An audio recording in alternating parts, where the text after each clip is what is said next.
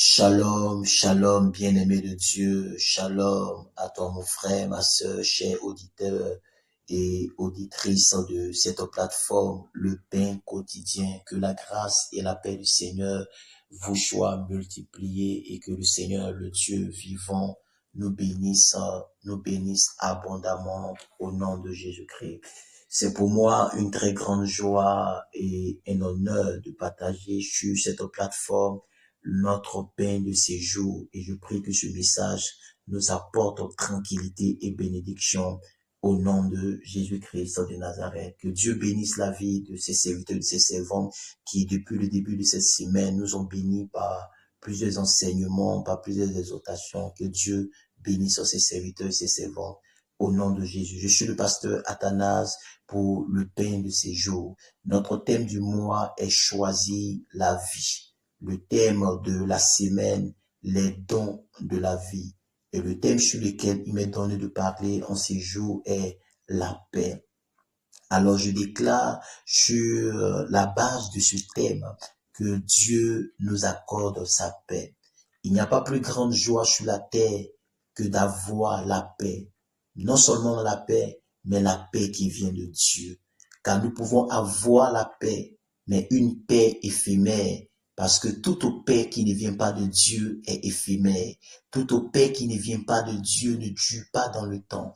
Toute paix qui ne vient pas de Dieu ne dure pas dans le temps. Cette paix est éphémère et elle passe aussitôt parce qu'elle ne vient pas de Dieu. Alors je prie afin que Dieu nous accorde la paix durable, la paix qui vient de lui, au nom puissant de Jésus-Christ. Alors notre texte est tiré du livre de Jean, le chapitre 14, le verset 27.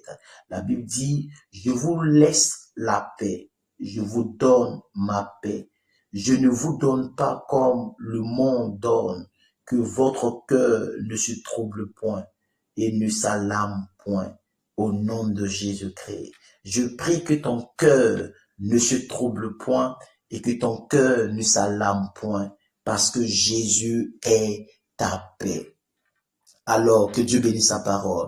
Alors, nous voyons dans le chapitre 13 et le chapitre 14 du livre de Jean, nous voyons que Jésus est au soir de sa vie. Jésus est à la fin de sa vie, de son ministère sur terre. Alors, Jésus va rassembler ses apôtres dans un endroit parce que c'était à la veille de la Pâque. Et Jésus va commencer à leur donner des enseignements, à leur parler de tout ce qui concerne le royaume, parce qu'il savait qu'il allait bientôt monter vers son Père et vers son Dieu. Et Jésus a soupé ces jours-là avec ses disciples. Jésus a lavé les pieds de ses disciples. Jésus a même révélé que l'un d'entre ses disciples allait le trahir. Alors Jésus va mettre ses disciples en confiance parce que au chapitre 14, verset 1, il dit que votre cœur ne se trouble point. Et Jésus même va jusqu'à les encourager en disant, croyez en Dieu et croyez en moi. Donc nous voyons que vers la fin de la vie de Jésus, comme la Bible pourrait le dire dans ce texte-là, que Jésus a mis son amour à un certain niveau à leur égard. Et la Bible déclare que Jésus va leur enseigner ces choses. Alors, dans le texte que nous voulons le lire, nous voyons comment est-ce que Jésus est en train de laisser un héritage à ses disciples. Vous voyez dans la Bible, dans le livre de Proverbes, le chapitre 13, le verset 22, la Bible déclare que un homme de bien laisse un héritage aux enfants de ses enfants. Un homme de bien laisse un héritage aux enfants de ses enfants. Alors, Jésus, pour avoir été un père pour ses disciples pendant 3 ans et demi, au choix de sa vie, Jésus maintenant, plus que c'est un homme de bien, va laisser un héritage à ses disciples. Alors, il dit quelque chose d'important à ses disciples. Il dit que je vous laisse ma paix. Alors, Jésus a décidé, après avoir marché avec eux pendant 3 ans et demi, Jésus ne laisse pas beaucoup d'argent. Jésus ne laisse pas de construction. Jésus ne laisse pas même un grand temple dans lequel ils vont servir. Jésus ne les laisse pas beaucoup de bien, mais Jésus leur laisse sa paix, parce que Jésus sait que la paix est la plus grande chose qu'un homme doit avoir. Un homme qui vit sur terre, mais qui n'a pas de paix, qui n'a pas la paix, ne peut pas connaître la réjouissance, parce que il dit dans la suite du texte du verset que il ne donne pas sa paix comme le monde nous la donne, parce que la paix que donne le monde est une paix éphémère. La paix que donne le monde est une paix passagère. La paix que le monde donne est une paix qui passe et qui est une paix qui n'est pas fondée. Alors, il marque la différence entre la paix qui vient de lui et la paix qui vient du monde, entre la paix qui est donnée par lui et la paix que donne le monde. Alors, Jésus nous dit que sa paix qu'il donne, la paix qu'il nous a laissée, qu'il nous a donnée, n'est pas semblable à la paix que nous donne le monde. Parce que lorsque le monde nous donne une paix, cette paix-là ne peut pas durer dans le temps. Il y a le chagrin. La Bible déclare que c'est la bénédiction de l'Éternel qui enrichit et ne se fait suivre d'aucun chagrin. Ça veut dire qu'il y a des sortes de bénédictions qui sont données mais qui sont suivies de chagrin. Donc, cette paix que Dieu nous donne est totale. Il dit que je vous laisse ma paix parce que Jésus définit la paix qu'il donne comme un héritage. La paix que Jésus nous donne n'est pas un bien pour que cela puisse se détruire dans le temps, mais la paix que Jésus nous donne est un héritage. Et dans le livre de Proverbes, nous voyons que la Bible dit qu'un homme de bien laisse un héritage, mais aux enfants de ses enfants. Donc la paix que Jésus nous donne est même une paix qui dure de génération en génération parce que Jésus était un homme de bien. Alors sa paix, quand un homme dans une famille va pour faire des alliances avec des démons et que ces démons-là lui donnent beaucoup d'argent, que ces démons-là l'enrichissent, nous voyons que après lui, la génération qui vient après lui souffre, la génération qui vient après lui se trouve dans des problèmes parce que Satan lui donne des biens, mais Satan n'enrichit pas sa génération après lui. Alors, un homme de bien comme Jésus-Christ de Nazareth, quand il nous laisse sa paix, cette paix-là va de génération en génération.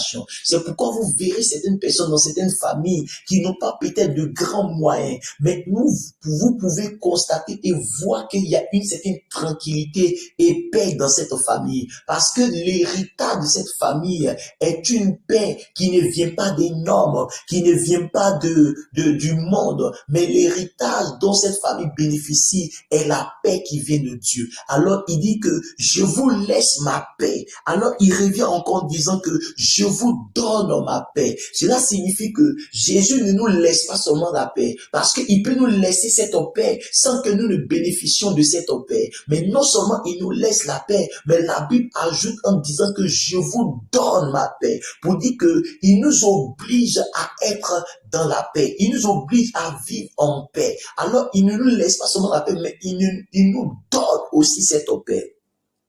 Alors, je prie au nom de Jésus-Christ que Jésus te donne sa paix. Je ne sais pas ce par quoi quelqu'un est en train de passer. Je ne sais pas la vallée de la mort par laquelle tu es en train de passer. Je ne sais pas quelles sont les difficultés que tu rencontres en ce moment dans ton foyer, dans ton travail, dans tes activités, dans tes affaires. Mais je suis venu t'annoncer que Jésus nous a laissé un héritage et Jésus nous a donné un héritage. Et cet héritage-là, c'est sa paix. Alors, à compter de ce jour, je prophétise en déclarant que tu as la paix de Christ en toi. Ne sois plus troublé comme le verset 1 du chapitre 14 le dit. Que votre cœur ne se trouble point. Jésus de Nazareth, si Jésus habite en toi, alors ton cœur ne sera plus troublé. Alors je ne sais pas ce qui est en train de troubler ton cœur, mais je déclare au nom de Jésus-Christ que la paix de Dieu envahit ton cœur, Que la paix de Dieu remplisse ton cœur. Que la paix de Dieu habite ton cœur, afin que ton cœur ne se trouble point, afin que ton cœur ne se trouble point, que aucune situation de cette vie ne trouble ton cœur, que aucune situation par laquelle tu parles, aucune difficulté par laquelle tu passes ne te trouble, mais à partir de ce jour, que la paix de Dieu habite ton cœur, que Dieu te donne de vivre en paix, que Dieu te donne de travailler en paix, que Dieu te donne un foyer dans lequel il y aura la paix, que Dieu te donne des moyens, de l'argent, des biens, là où, dans lequel il y aura la paix, que Dieu te communique la grâce de la paix, et afin que tu vives dans la paix, dans le nom puissant de Jésus-Christ. En ces jours, je n'ai pas d'autre chose à te donner, je n'ai pas d'autres paroles, d'autres exhortations à ajouter à cette déclaration et à cet héritage. Je veux simplement dire à une personne que aujourd'hui, Jésus de Nazareth te donne sa paix et tu as le droit de vivre en paix, alors que les troubles de ta vie soient enlevés, que les troubles de ta vie soient ôtés, sois en paix et reçois la paix qui vient de Dieu dans le nom puissant de Jésus-Christ de Nazareth. La paix est ton héritage. La paix est notre héritage. Vivons en paix, demeurons en paix. La Bible déclare dans le livre de Hébreux, le chapitre 11, le verset 14, la Bible déclare que soyez en paix avec tous, alors que cette paix de Dieu, lorsque Dieu nous donne la paix, cette paix nous permet de vivre en paix avec les autres, alors que Dieu te commet cette paix et que tu aies la paix avec les autres, au nom de Jésus-Christ. Amen. Shalom chez vous.